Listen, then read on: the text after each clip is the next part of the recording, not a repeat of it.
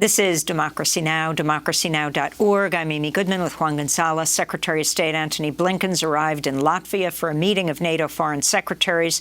The meeting comes as tension continues to mount between Russia and Ukraine. Russia reportedly has amassed 100,000 troops on the Ukraine border. Fighting's also recently intensified in eastern Ukraine between Moscow-backed separatists and government forces. NATO Secretary General Jens Stoltenberg spoke Friday ahead of the meeting. We will address Russia's continuing military buildup in and around Ukraine. This is the second time this year that Russia has massed large and unusual concentration of forces in the region. This includes heavy capabilities like tanks, artillery, armored units, drones and electronic warfare systems, as well as combat-ready troops. This military buildup is unprovoked and unexplained. It raises tensions and it risks miscalculations.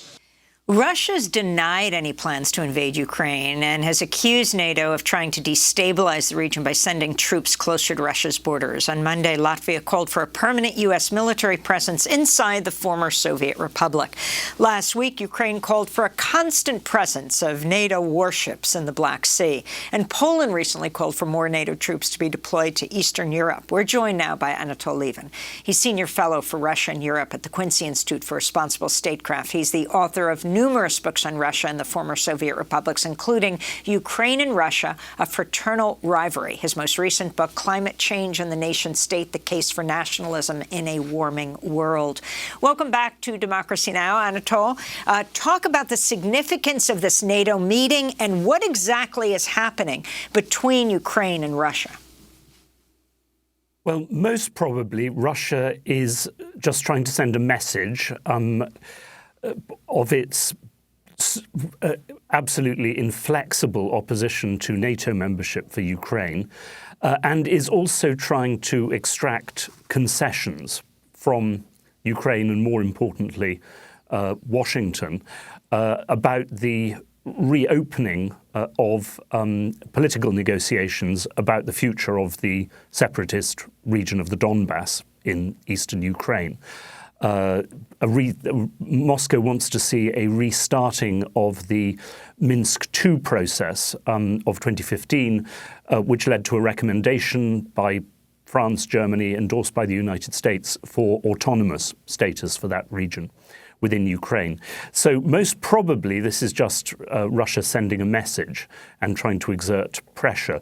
But it does have to be said that Russian language this year from President Putin, Foreign Minister Lavrov, other officials, has been a good deal harsher than it has been for several years now.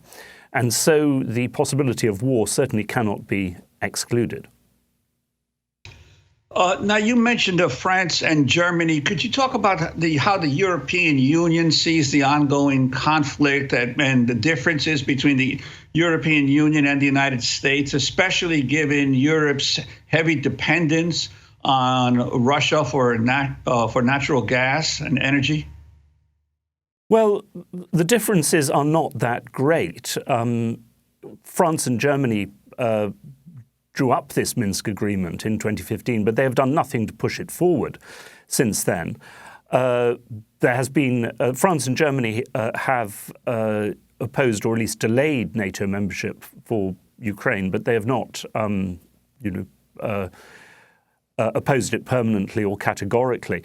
I mean, the main point, though, to keep in mind about NATO and most probably the United States as well, is that despite all this language of support for Ukraine, it is in fact highly unlikely that NATO would fight to defend Ukraine. After all, we didn't in 2014, nor did we fight to defend Georgia in 2008, despite many talks of support, commitment of these countries as major partners of the West.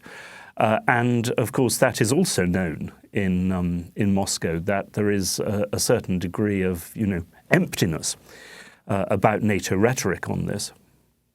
And you said that the only country that might benefit from a war between Russia and Ukraine would be China. Could you explain why? Well, a war between Russia and Ukraine, still more, of course, a war or a really deep crisis between Russia and the West, because it would be another massive distraction of US attention from the Far East. And if, God forbid, unlikely though that may be, the United States actually got into a war with Russia over Ukraine, then I think it's undeniable that China would immediately try to exploit this, possibly by an invasion of Taiwan. So every country involved in such a conflict would suffer, except the Chinese, who frankly would be laughing. Talk about why they would be laughing. And also, if you could comment on this latest news that the Pentagon is going to focus on building bases in Guam and Australia to better prepare the military to counter China, and how that fits into this picture. Well, I mean, obviously, the more deeply the US becomes militarily committed in Europe, the more attention it pays to the possibility of war with Russia, the more this is to the advantage of China. It is a massive distraction of US attention, money and forces. I'm not saying that the Chinese are behind what the Russians are doing. Russia obviously has its own very good reasons to try to deter the West from turning Ukraine into a military ally against Russia. But this, after all, is one reason why one key reason why there are many elements within the American security establishment who would actually oppose any serious US military commitment to Ukraine, just as they opposed US troops going to Georgia in 2008, because it would be a colossal distraction from what they regard as the biggest challenge to the United States, which is China. And overall, what NATO means today, Anatol Lieven, as the summit takes place in Riga, Latvia, and how Russia perceives NATO, and how you think tensions could decrease. Well, Russia perceives NATO as an enemy. Fair enough. NATO perceives Russia as an enemy, and is determined to prevent major countries on Russia's borders from becoming members of NATO. Russia, in this way, I have to say, is no different from the United States. Your previous segment was about history of US coups in Honduras and other parts of Latin America to ensure that this area remains an American sphere of influence, or at the very least, that external powers are excluded from that region. It's called the Monroe Doctrine, right? Russia is no different in that regard. It doesn't mean that Putin hopes for a new Soviet Union, but he does certainly want to keep NATO out of that region, and is prepared to fight, as he's shown in the past, to stop that happening. The problem about NATO is that it talks the talk, but no serious person thinks that European countries, the possible exception of Poland, will go to war for Ukraine. So this, as well as the gas dependence, which you mentioned, is in the end a major card in Russia's hand. That in the very last resort, I'm not saying that the Putin government wants war, but it is prepared to go to war in the very last resort, and NATO almost certainly is not. Now, I wanted to ask you about the Ukrainian President Zelensky, who said on Friday that he believes a group of Ukrainians and Russians is planning a coup against him in the coming days. Your sense of whether there's any validity to the potential for a coup against Zelensky? Possibly, and of course the Russian secret services are very active in Ukraine, but it is very difficult to say for sure what the truth of this is, because, of course, it's so much to Zelensky's advantage to portray internal opposition within Ukraine as Russian-inspired and as aiming at his undemocratic overthrow. Zelensky is extremely unpopular now for the failure to improve the economic situation, worsened by COVID, of course, and continued very high levels of corruption. And so, this could be just a very traditional gambit to try to deflect this unpopularity by blaming Russia for the internal opposition to him. final assessment of the U.S. and the role that it's playing. So many have criticized Biden for revving up a Cold War or hot war with China.